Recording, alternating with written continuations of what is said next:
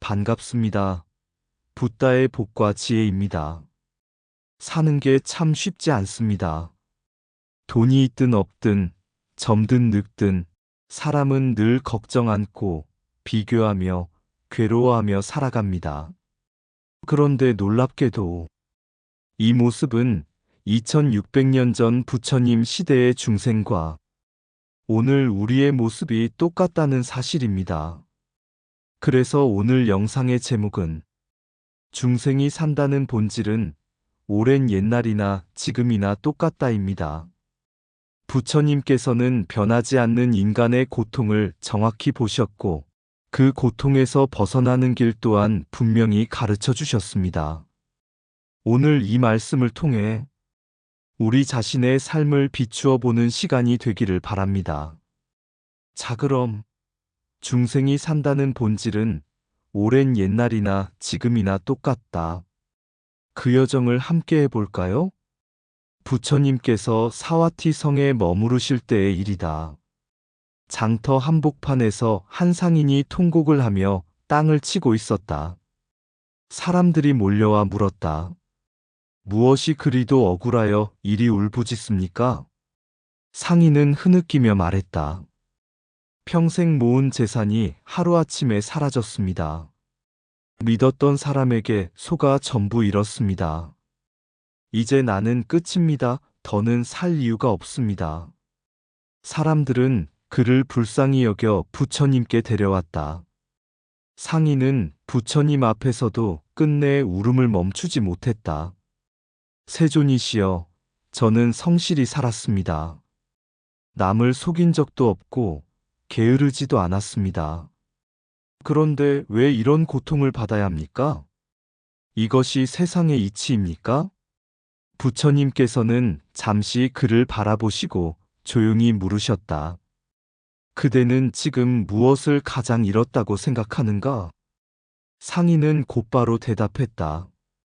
재산입니다. 전 재산입니다. 부처님께서 다시 물으셨다. 그 재산이 생기기 전에도 그대는 살았는가, 죽어 있었는가? 상인은 순간 말문이 막혔다. 그 전에 저는 살았습니다. 부처님께서 미소 지으며 말씀하셨다. 그렇다면 그대는 여전히 살아있다. 다만 그대가 붙잡고 있던 생각 하나가 무너졌을 뿐이다. 이것이 있어야만 내가 산다던 그 믿음 말이다. 상인은 고개를 떨군 채 조용해졌다. 부처님께서는 이어 말씀하셨다. 사람은 얻을 때는 세상이 내 편이 된 듯 기뻐하고 잃을 때는 세상이 나를 버린 듯 절망한다. 그러나 얻는 마음도 괴로움이고 잃는 마음도 괴로움이다. 이 마음의 작용은 예나 지금이나 조금도 달라진 적이 없다. 그때 한 젊은 수행자가 물었다. 세존이시여, 그러면 이 상인의 고통은 어떻게 해야 사라집니까? 부처님께서 말씀하셨다. 이 사람의 고통은 재산 때문에 생긴 것이 아니라 재산을 나와 하나로 여긴 집착 때문에 생긴 것이다. 집착이 사라지면 잃은 것은 재산이지 자기 자신이 아님을 알게 된다. 상인은 한참을 침묵하다가 조용히 말했다. 세존이시여, 지금껏 저는 돈이 나를 살게 해주는 줄 알았습니다. 그런데 돌이켜보니 돈이 있는 동안에도 저는 늘 불안했고 더 가지려 애썼습니다. 부처님께서는 고개를 끄덕이셨다. 그렇다. 중생은 예나 지금이나 갖고 나서도 괴롭고 잃고 나서도 괴롭다. 그래서 부처는 행복해지는 법보다 괴로워지는 구조부터 먼저 밝힌 것이다. 그날 이후 그 상인은 재산을 되찾지는 못했지만 자신을 잃지는 않았고 절망 대신 삶을 다시 바라보는 눈을 얻게 되었다. 그리고 부처님께서는 제자들에게 마지막으로 이렇게 말씀하셨다. 중생이 산다는 본질은 오랜 옛날이나 지금이나 똑같다. 달라진 것은 세상의 모습이지 사람의 마음이 아니다. 옛날 어느 마을에 총명하지만 마음이 거친 청년이 살고 있었다. 그는 불경을 조금 읽고 이렇게 말하곤 했다. 부처님이 말씀하시길 일체가 공하다고 했잖아요. 그렇다면 선도 악도 없고 죄도 복도 없고 부모도 윤리도 다 헛것 아닙니까? 어차피 다 공이라면 왜 남 눈치 보며 살아야 합니까? 사람들은 그의 말을 듣고 고개를 저었지만 청년은 오히려 자신이 가장 부처님 뜻에 가까운 사람이라 여겼다. 그러면서 점점 말이 거칠어지고 행동도 막되어 갔다. 부모에게도 함부로 했고 남의 물건을 써도 공한데 내 것 내 것이 어디 있느냐며 웃어넘겼다. 그러다 어느 날 그는 크게 속아 모아둔 재산을 전부 잃고 말았다. 분노와 원망이 치밀어 그는 저를 찾아갔다. 스님, 세상은 공하다면서요. 그런데 왜 저는 이렇게 괴롭습니까? 왜 저는 분하고 억울합니까? 스님은 그 청년을 조용히 바라보시며 물었다. 네가 말하던 그 공은 지금 내 분노도 없애주더냐? 청년은 대답하지 못했다. 스님은 다시 물으셨다. 내 말대로라면 속인 사람도 없고 속은 너도 없고 잃은 돈도 없고 화낼 일도 없어야 한다. 그런데 지금 왜 이렇게 괴롭냐? 청년은 그제야 고개를 떨구었다. 그건 제 마음이 아직 공하지 않아서 그런 것 같습니다. 스님은 고개를 끄덕이며 조용히 말씀하셨다. 그래. 공은 세상을 없애는 말이 아니라 집착을 놓게 하는 말이다. 네가 지금 알고 있는 공은 아직 법을 닦는 공이 아니라 책으로 배운 공이다. 청년은 조심스럽게 물었다. 그럼 진짜 공은 무엇입니까? 스님은 마루 위에 놓인 찻잔을 들어 보이며 말했다. 이 찻잔은 있다고 말할 수 있다. 하지만 깨지면 바로 없다고도 말할 수 있다. 그렇다고 이 찻잔이 영원히 있는 것도 아니고 처음부터 완전히 없던 것도 아니다. 그래서 부처님은 있다고도 하지 말고 없다고도 하지 말라 하셨다. 이것이 중도다. 청년은 조용히 듣고 있었다. 스님은 다시 말씀하셨다.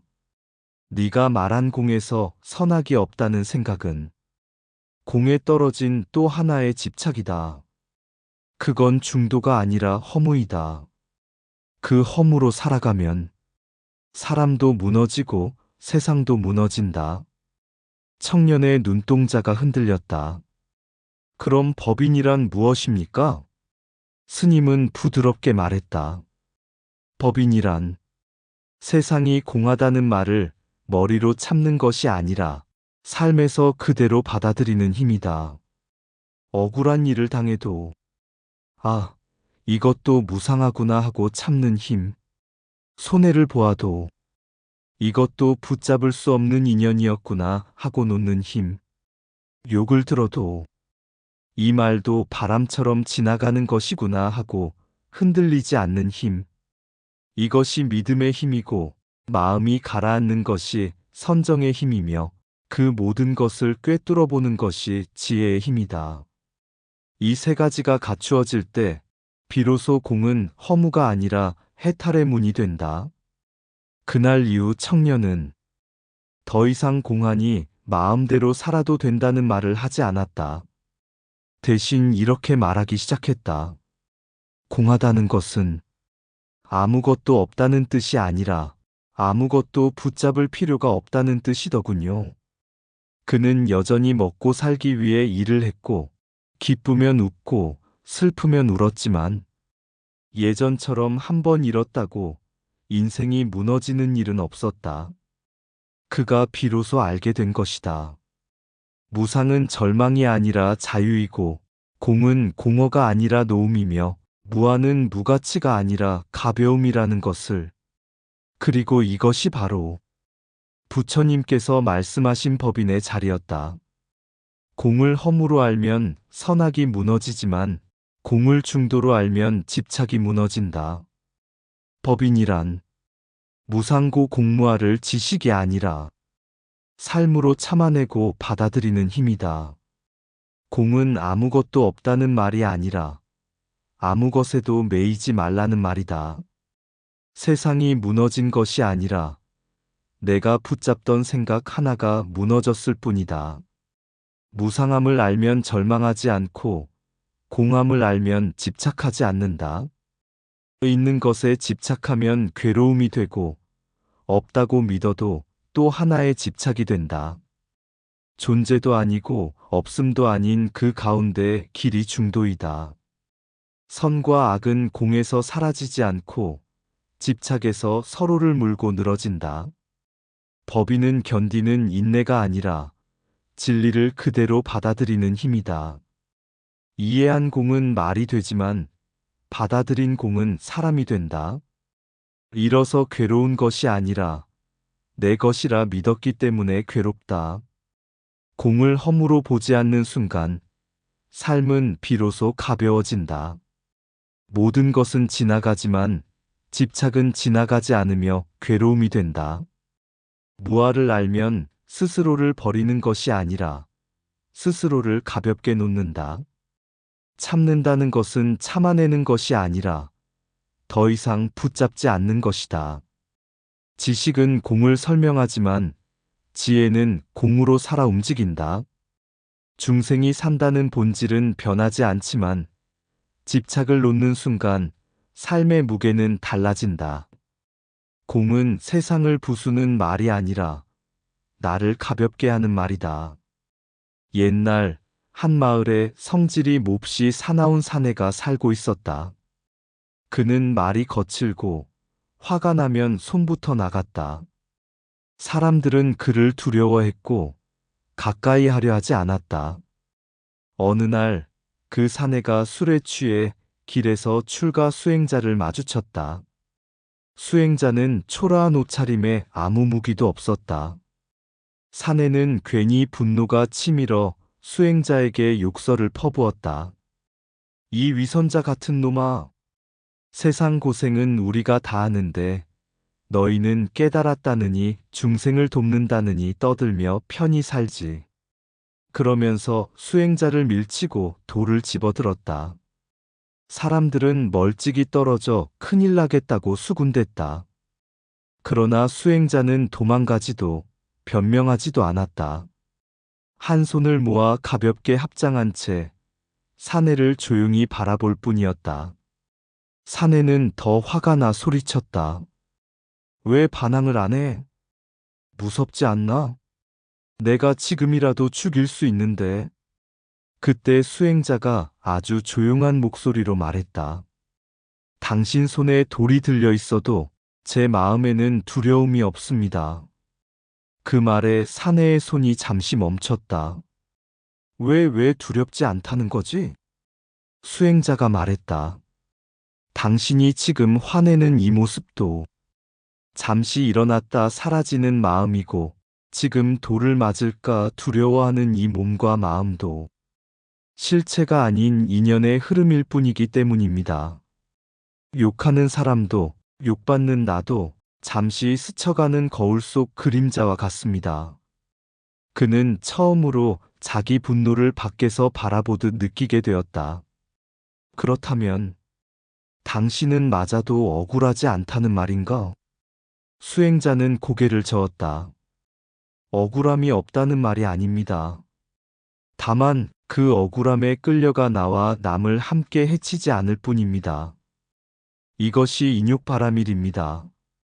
지는 것이 아니라 마음을 빼앗기지 않는 승리입니다. 사내는 그 자리에 털썩 주저앉았다.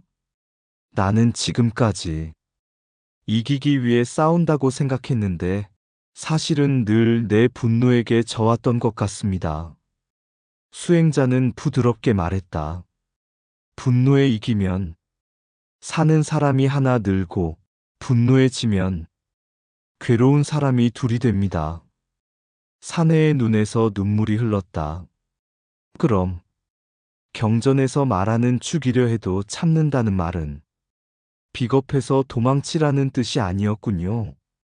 수행자는 고개를 끄덕였다. 그 말의 뜻은 이것입니다. 상대가 아무리 나를 해치려 해도 내 마음의 두려움과 증오가 먼저 죽어버리면 나를 붙잡을 것이 사라진다는 뜻입니다. 그때의 인육은 참는 고통이 아니라 자유의 고요입니다. 그날 이후 그 사내는 완전히 다른 사람이 되지는 못했다. 여전히 화가 났고 여전히 실수도 했다. 그러나 한 가지는 분명히 달라졌다. 화가 치밀 때마다 그는 물었다. 지금 이 분노는 내가 쓰는 것이냐, 나를 쓰는 것이냐? 그리고 분노를 한번 참을 때마다 자기 안에서 무너지는 것이 하나씩 사라졌다. 그것은 상대가 아니라 자기 안의 두려움과 열등감과 집착이었다. 그는 비로소 알게 되었다. 참는다는 것은 지는 것이 아니라 나와 남을 함께 살리는 길이라는 것을. 이것이 바로 자리이면서 동시에 이타인 보살의 길이었다. 인욕은 당하는 사람이 되는 것이 아니라 마음을 빼앗기지 않는 사람이 되는 것. 죽이려 해도 참는다는 말의 뜻은 두려움과 증오가 먼저 죽는 경지. 이것이 곧 나를 살리고 남도 살리는 길 자리이타. 참는다는 것은 당하는 것이 아니라 마음을 빼앗기지 않는 것이다. 화를 참는 순간 상대를 이기는 것이 아니라 나를 먼저 살린다. 욕하는 사람도 욕받는 나도 실체가 없음을 알 때 인욕은 고통이 아니다. 진짜 인욕은 이를 악물고 버티는 것이 아니라 집착이 먼저 무너지는 것이다. 반야에 머무는 인욕은 아프지 않고 무서워하지도 않는다. 분노에 지면 괴로운 사람이 둘이 되고 인욕에 서면 사는 사람이 둘이 된다. 죽이려 해도 참는다는 말은 두려움이 먼저 죽는 경지를 말한다. 인욕은 약함이 아니라 어떤 공격에도 흔들리지 않는 강함이다. 몸으로 악을 짓지 않는 것은 상대를 위해서가 아니라 나를 잃지 않기 위해서다. 분노는 상대가 날 다치게 하는 것이 아니라 내가 나를 다치게 하는 것이다. 이겼다고 통쾌한 싸움은 남지만 참았을 때는 삶이 남는다. 인욕은 감정의 패배가 아니라 존재의 승리이다. 나를 살리는 참음이 곧 남을 살리는 참음이다. 상대를 꺾으면 원수가 남고 분노를 꺾으면 길이 남는다. 참는 순간 나는 나만의 사람이 아니라 모두의 사람이 된다. 이것이 자리이타이다. 인욕은 지는 것이 아니라 나와 남을 함께 살리는 가장 깊은 승리이다. 어느 도시에 누구보다 성실하게 성공한 사업가가 살고 있었다. 그는 남들보다 더 일찍 출근했고 남들보다 더 늦게까지 불을 꺼본 적이 없었다. 돈은 차곡차곡 쌓였고 사람들은 그를 성공한 사람이라 불렀다.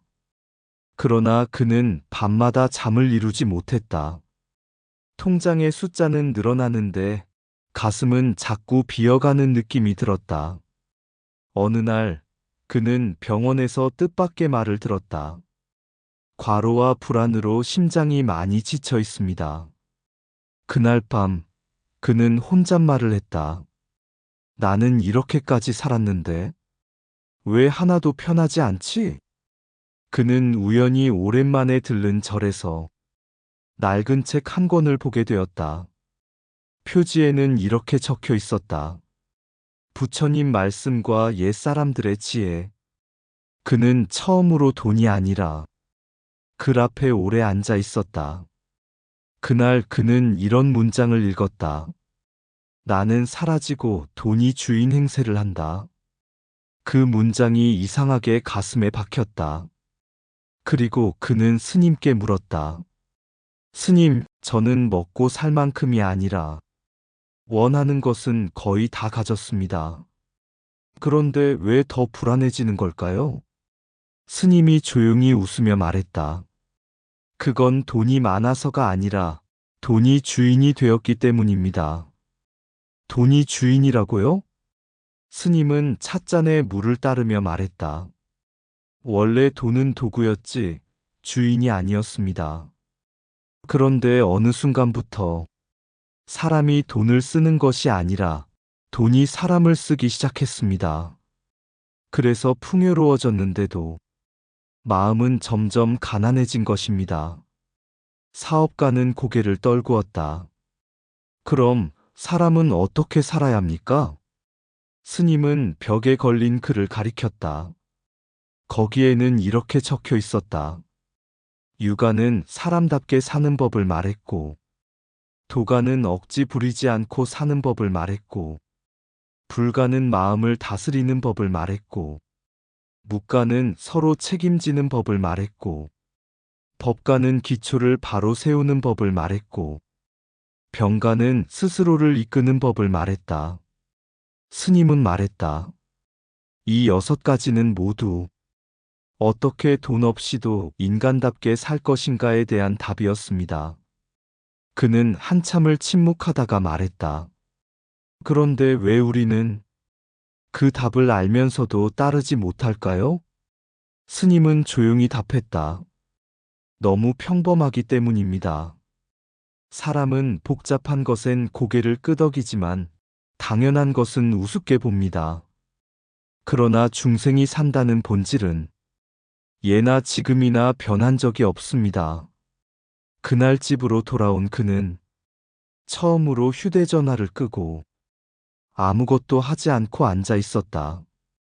돈을 더 벌 계획도 세우지 않았고 누군가와 비교하지도 않았다. 다만 자기 숨이 들고 나는 것만 느끼고 있었다. 그는 그제야 깨달았다. 돈이 있어도 불안한 삶이 있고 돈이 없어도 인간다운 삶이 있다는 것. 며칠 뒤 그는 회사를 줄였고 가족과 함께 밥을 먹기 시작했고 직원들에게 처음으로 고맙다는 말을 했다. 모든 것이 갑자기 잘 풀린 것은 아니었다. 그러나 분명한 변화가 하나 생겼다. 돈이 그의 주인이 아니라 그가 자신의 주인이 되기 시작한 것이다. 그리고 그는 부처님 말씀의 뜻을 그제야 마음으로 이해하게 되었다. 몸이 아픈 것도 괴로움이요, 마음이 아픈 것도 괴로움이다. 그러나 두 괴로움을 동시에 끌어안고 사는 것이 가장 큰 고통이다. 그는 이제 이렇게 말한다. 인간답게 산다는 건 더 많이 가지는 게 아니라 덜 흔들리는 것이다. 그리고 이 말은 수천 년 전 부처님이 계시던 시대에도 지금 이돈의 시대에도 조금도 다르지 않은 진실이었다. 고전은 낡은 것이 아니라 우리가 잃어버린 정답, 인간답게 산다는 것의 결론은 단순하다. 몸 튼튼, 마음 튼튼, 더불어 사는 삶. 이것이 예나 지금이나 변하지 않는 중생의 삶의 본질이다. 돈은 도구이지 주인이 아니다. 주인이 바뀌는 순간 사람은 길을 잃는다. 풍요는 늘었는데 불안이 깊어진 이유는 바깥은 채우고 마음은 비워두었기 때문이다. 부는 창고에 쌓이지만 괴로움은 가슴에 쌓인다. 고전은 낡은 말이 아니라 우리가 잃어버린 마음의 지도다. 몸이 편해질수록 마음은 더 갈 곳을 잃는다. 돈이 주인이 되면 사람은 서로를 숫자로 본다. 탐욕은 배고픔이 아니라 만족을 모르는 병이다. 유가가 말한 책임, 도가가 말한 자연, 불가가 말한 내려놓음은 모두 한 마음에서 나온다. 많이 가진 사람이 부자가 아니라 덜 휘둘리는 사람이 자유인이다. 불안은 부족해서 오지 않는다. 끝이 없다는 착각에서 온다. 몸만 튼튼하면 짐승이 되고 마음만 튼튼하면 허공을 산다. 둘이 함께 설 때 사람이 된다. 서로를 이기려는 세상에서 함께 살려는 사람이 가장 강하다. 돈은 세상을 편리하게 하지만 마음의 괴로움까지 대신 살아주지는 못한다. 고전은 과거의 책이 아니라 미래를 잃지 않게 하는 약이다. 중생의 본질은 소유가 아니라 관계이며 성공이 아니라 평안이다. 옛날에 한 젊은이가 있었습니다. 그는 누구보다 성실했고 누구보다 빠르게 돈을 모았습니다. 사람들은 말했습니다. 젊은 나이에 성공했다. 그러나 밤이 되면 그는 늘 잠을 이루지 못했습니다. 통장 잔고는 늘어나는데 마음속 불안은 줄어들지 않았기 때문입니다. 돈을 잃을까 두려웠고, 남에게 밀릴까 두려웠고, 자신이 무엇을 위해 사는지도 점점 알 수 없게 되었습니다. 어느 날 그는 우연히 오래된 절에 들렀습니다. 그곳에서 한 노승이 마당을 쓸고 있었습니다. 노승은 가진 것이라곤 해진 옷 한 벌뿐이었지만 얼굴에는 이상하리만큼 평안한 미소가 깃들어 있었습니다. 젊은이는 참다 못해 물었습니다. 스님, 저는 돈도 집도 미래도 있는데 왜 늘 불안할까요? 노승은 빗자루를 멈추고 조용히 말했습니다. 그대는 모든 것을 소유했지만 아직 자기 마음 하나는 가지지 못했기 때문이네. 젊은이는 다시 물었습니다. 그럼 스님은 어찌 이리 평안하십니까? 노승은 발 아래 떨어진 나뭇잎 하나를 들어 보이며 말했습니다. 이 잎이 오늘 떨어질 것을 나는 걱정하지 않는다. 피었다가 지는 것은 본래 그런 이치이니까. 돈도 몸도 성공도 이와 다르지 않네. 그날 이후 젊은이는 삶의 속도를 조금 늦추기 시작했습니다. 돈을 쫓는 발걸음보다 마음을 돌보는 시간을 먼저 두었습니다. 경쟁보다 관계를, 소유보다 책임을, 승리보다 평안을 배우기 시작했습니다. 그리고 어느 날 그는 문득 깨달았습니다. 돈은 여전히 필요하지만 더 이상 자신의 주인은 아니라는 것을. 고전은 과거의 말이 아니라 돈이 주인이 되지 않게 붙잡아주는 마지막 인간의 끈이다. 돈이 주인이 된 시대, 사람은 점점 많아지는데 사람다운 얼굴은 점점 줄어든다. 주머니는 두터워졌는데 가슴은 더 얇아졌다. 손에는 스마트폰, 마음에는 불안, 눈은 빛나는데 영혼은 늘 야근 중이다. 돈은 말이 없다. 그러나 우리는 그 침묵 앞에서 스스로를 팔고 서로를 값으로 부른다. 부처는 묻는다. 그대는 무엇을 쥐고 무엇을 잃고 있는가? 가진 것은 늘어가는데 내려놓는 법은 잊어가고 속도는 빨라지는데 방향은 사라지고 있다. 유가는 책임을 말했고 도가는 비움을 말했고 불가는 노움을 말했으며 묵가는 함께를 말했고 법가는 질서를 병가는 때를 보라 했다. 모두 다른 말 같지만 모두 한 곳을 가리킨다. 사람답게 살라는 것. 몸이 먼저가 아니라 마음이 먼저 굳건해지고 나 하나가 아니라 함께 숨쉬는 세상. 돈이 벌어주는 삶이 아니라 내가 숨쉬는 삶. 오늘도 시장은 소리치고 고전은 조용히 묻는다. 그대는 주인인가 도구인가? 그리고 부처는 가장 낮은 목소리로 말한다. 가장 큰 부자는 두려움이 없는 사람이다. 이상 붓다의 복과 지혜였습니다. 오늘도 복지 구족한 날 되세요. 구독과 좋아요는 붓다의 복과 지혜를 밝히는 큰 자비의 등불이 됩니다.